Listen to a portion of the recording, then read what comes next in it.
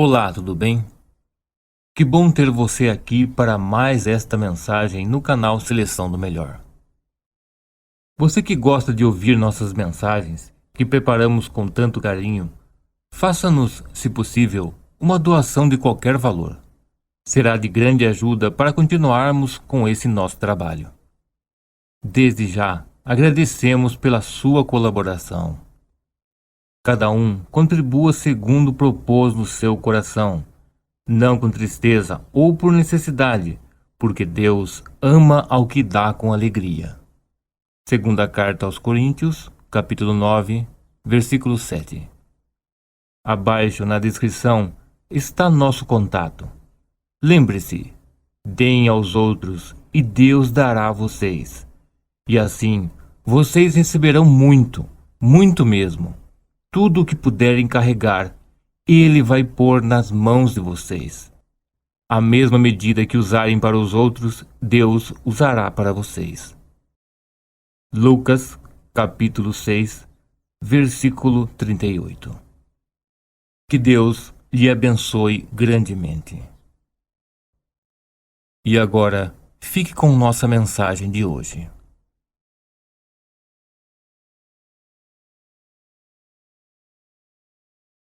Sua fé é sua fortuna.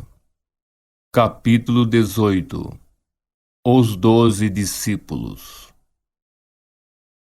Jesus, tendo chamado seus 12 discípulos, deu-lhes poder para expulsar espíritos imundos e curar todas as doenças e males. Mateus, capítulo 10, versículo 1.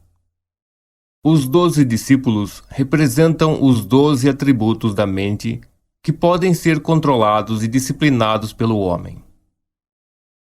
Quando disciplinados, eles sempre obedecerão ao comando de quem os disciplinou. Estes 12 atributos no homem são os potenciais de cada mente. Quando indisciplinados, as suas ações desordenadas se assemelham mais a ações de uma multidão desorientada do que às táticas de um exército treinado e disciplinado. Todas as instabilidades e confusões que envolvem o homem podem ser atribuídas diretamente a estes 12 atributos, que são mal controlados pela mente humana em seu estado atual de inércia. Até que eles sejam despertados e disciplinados, eles permitirão que cada boato, sensação ou emoção os abalem. Quando os 12 estiverem disciplinados e sob controle, aquele que o fizer dirá a eles: Já não vos chamo de servos, porque o servo não sabe o que faz o seu senhor, mas eu vos chamo de amigos, pois tudo que ouço de meu Pai, eu compartilho convosco. João capítulo 15, versículo 15.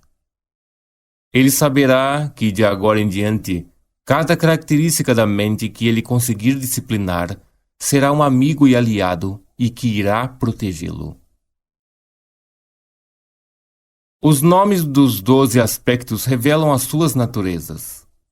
Esses nomes não são dados a eles até que eles possam ser chamados ao discipulado. Eles são Simão, que mais tarde foi chamado de Pedro, André, Tiago, João, Felipe, Bartolomeu, Tomé, Mateus, Tiago, filho de Alfeu, Tadeu, Simão, o Zelote e Judas.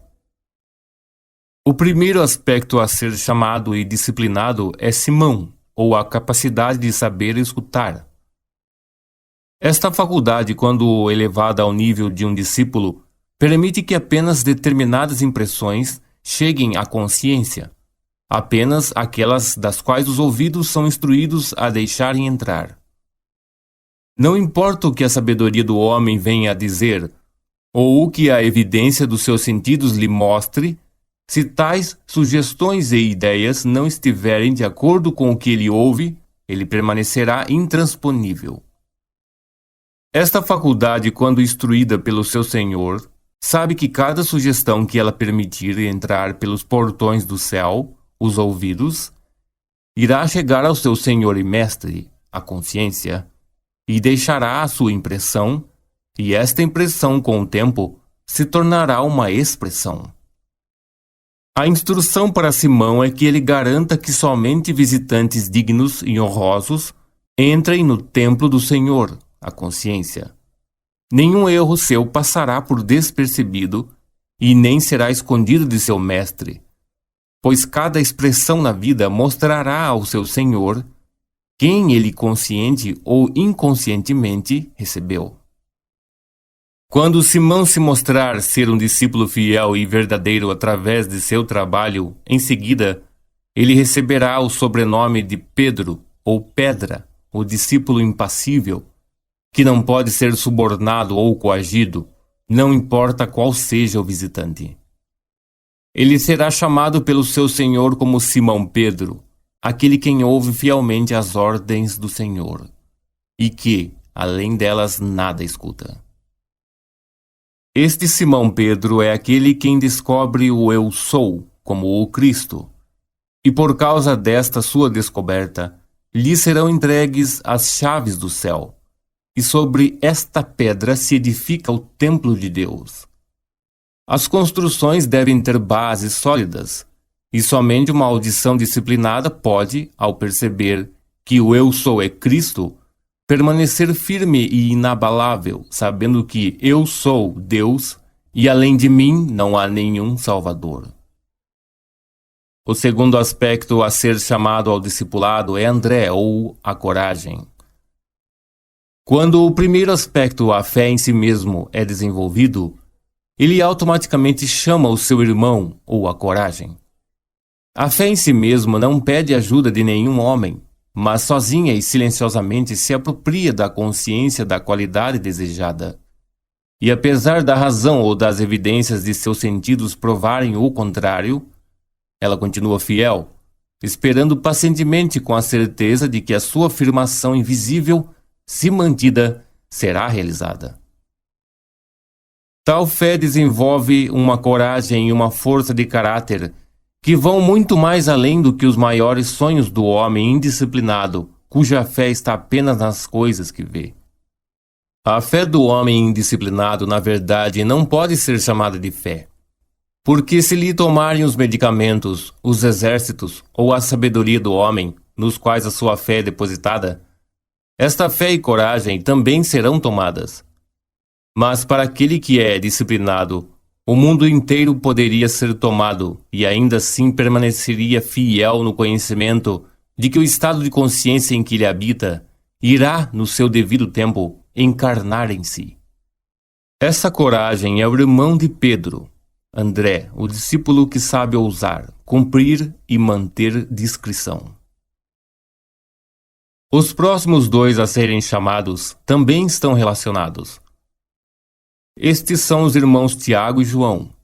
Tiago, o justo, o juiz justo, e seu irmão João, o amado. A justiça, para ser sábia, deve ser administrada com amor, sempre oferecendo a outra face em todos os casos, retornando o bem para o mal, o amor para o ódio, a não violência para a violência. O discípulo Tiago, símbolo de um julgamento sábio, quando promovido para o alto cargo de um juiz supremo e disciplinado, deverá manter os olhos vendados, para que ele não seja influenciado pela carne e nem julgue as coisas pelas aparências. O julgamento disciplinado deve ser realizado por uma pessoa que não se deixe levar pelas aparências. Aquele quem chama esses irmãos ao discipulado continua fiel ao seu comando proposto, ou seja, a ouvir apenas o bem. O homem que tem esta qualidade da mente disciplinada é incapaz de ouvir e aceitar como verdade qualquer coisa que não preencha o seu coração com amor ao ser ouvida, seja esta coisa dita por si mesmo ou pelos outros.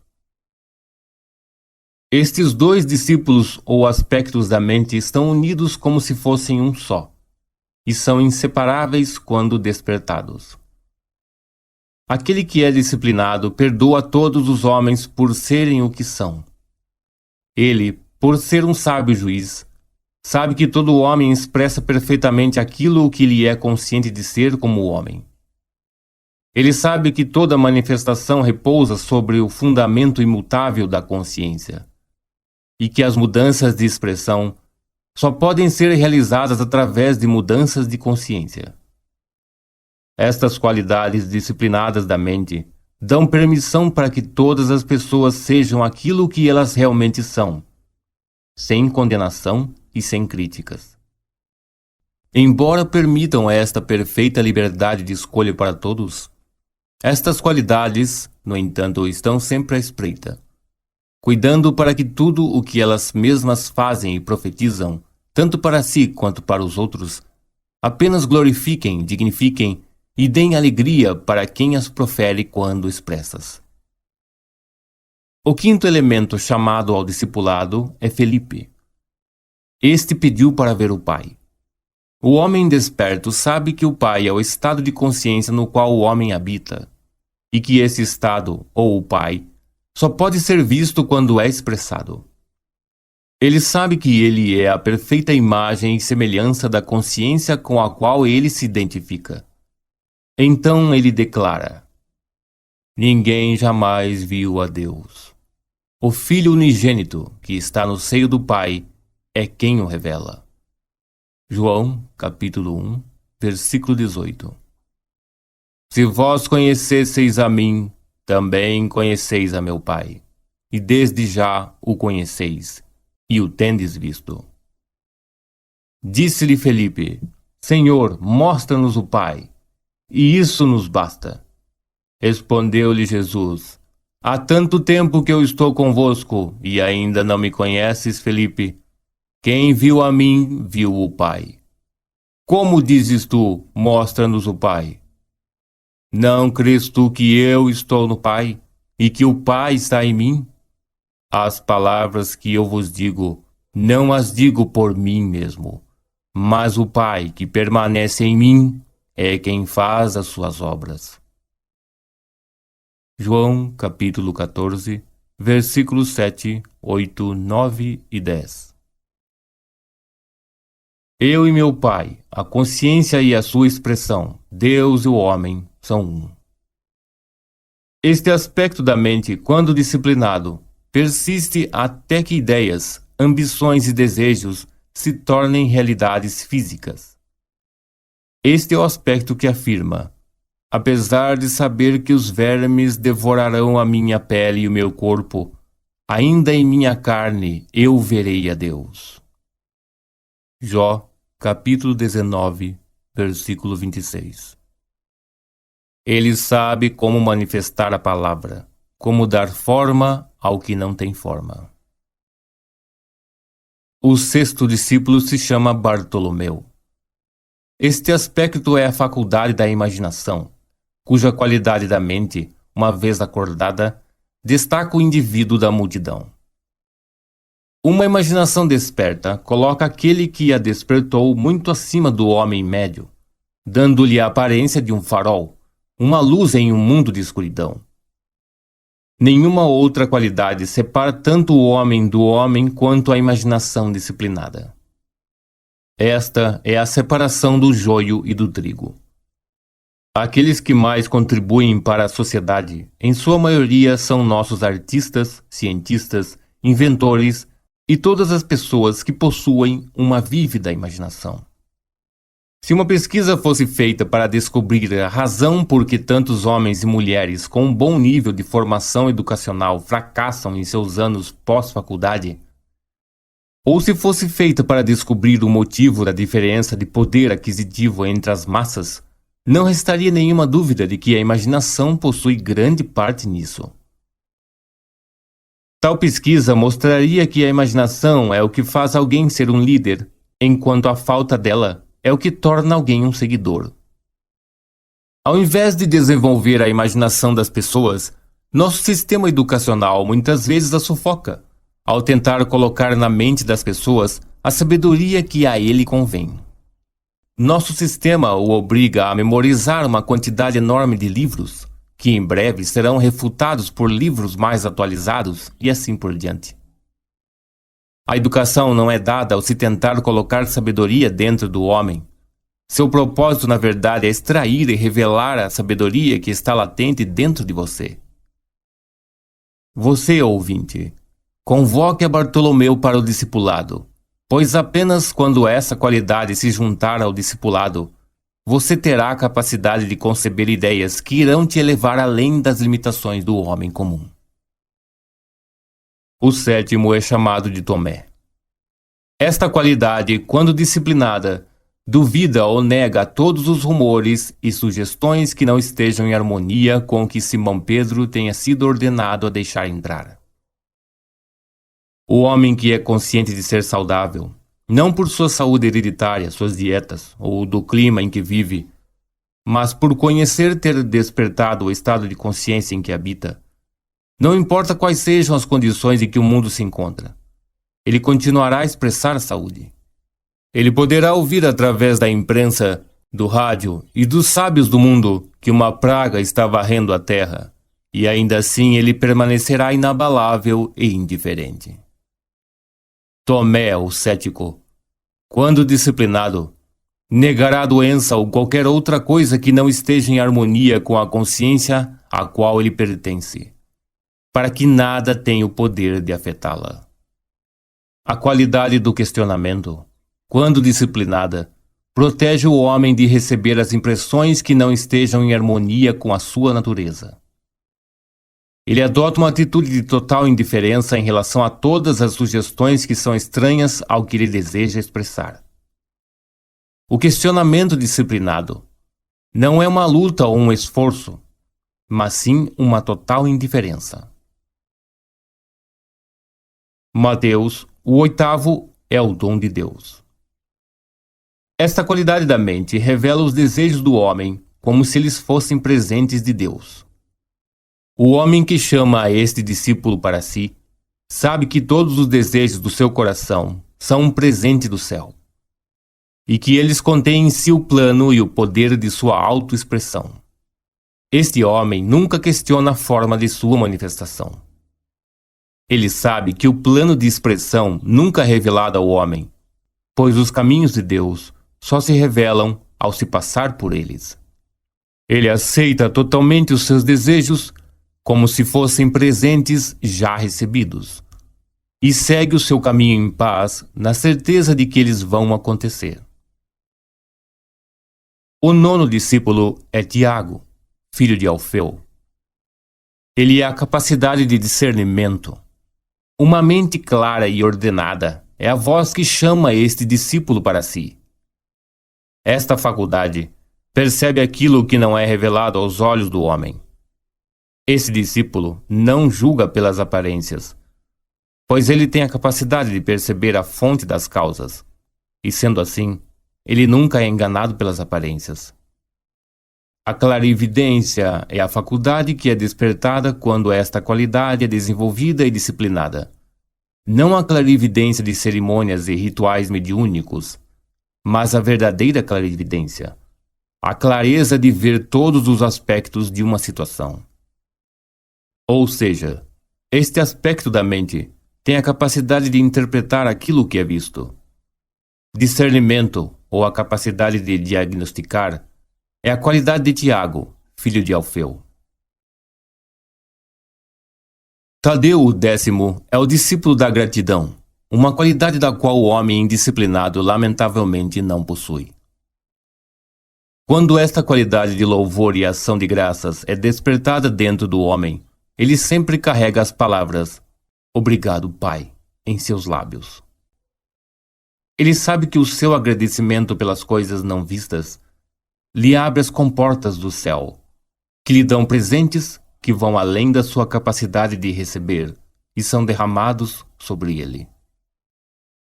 O homem que não é grato pelas coisas que recebe não se torna um bom candidato a receber muitos presentes de uma mesma fonte. Até que esta qualidade da mente seja disciplinada, o homem não verá a flor do deserto como uma rosa. Gratidão e reconhecimento são para os dons invisíveis de Deus, os seus desejos. Aquilo que a chuva e o sol são para as sementes invisíveis no seio da terra. O 11º aspecto a ser convidado é Simão de Canaã. Uma boa ordem para este discípulo é: escutai as boas novas. Simão de Canaã, ou Simão da terra do leite e do mel, quando chamado ao discipulado, é a prova de que quem chama esta faculdade para si tornou-se consciente da vida abundante. Ele pode falar como o salmista Davi: preparas uma mesa perante mim na presença dos meus inimigos. Unges a minha cabeça com azeite e meu cálice faz transbordar. Este aspecto disciplinado da mente é incapaz de ouvir qualquer coisa exceto as boas notícias. E sendo assim, é bem qualificado para pregar o Evangelho ou as boas novas. O 12º e último dos aspectos disciplinados da mente é chamado de Judas. Quando esta qualidade é despertada, o homem sabe que ele deve morrer para aquilo que ele é, antes que ele possa se tornar aquilo que ele deseja ser. Então por isso é dito que ele é o discípulo que cometeu suicídio, o que é uma metáfora, uma maneira figurada de dizer aos iniciados que Judas é o aspecto disciplinado do desprendimento. Ele é aquela pessoa que sabe que o eu sou, que a sua consciência é o seu salvador. Então ele abandonou a todos os seus outros salvadores. Essa qualidade, quando disciplinada, dá àquele que a possui a força para o desprendimento. O homem que chamou a Judas para si aprendeu como desviar a sua atenção para longe dos problemas ou limitações e a focá-la naquilo que é a solução ou Salvador. Em verdade vos digo, se alguém não nascer de novo, não poderá ver o reino de Deus. João, capítulo 3, versículo 3.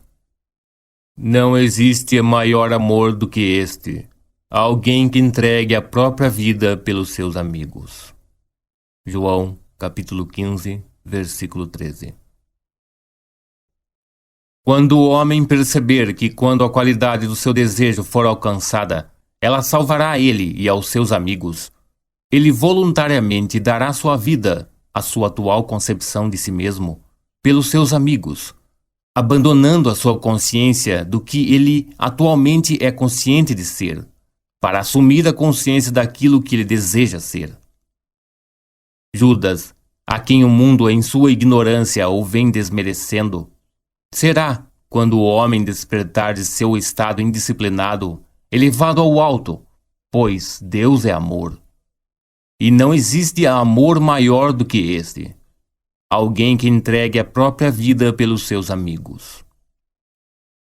Até que o homem deixe de ser aquilo que ele é consciente de ser agora, ele não se tornará aquilo que ele deseja ser, e Judas é aquele que consegue isso, através do desprendimento ou do suicídio, metaforicamente falando. Estas são as 12 qualidades que foram dadas ao homem na criação do mundo. O dever do homem é desenvolvê-las ao nível do discipulado. Quando isso for feito, o homem poderá dizer: eu te glorifiquei na terra, finalizando a obra que me entregaste para realizar. E agora, Pai, glorifica-me junto a ti, com a glória que eu tinha contigo antes que o mundo existisse. João, capítulo 17, versículos 4 e 5. Neville Goddard.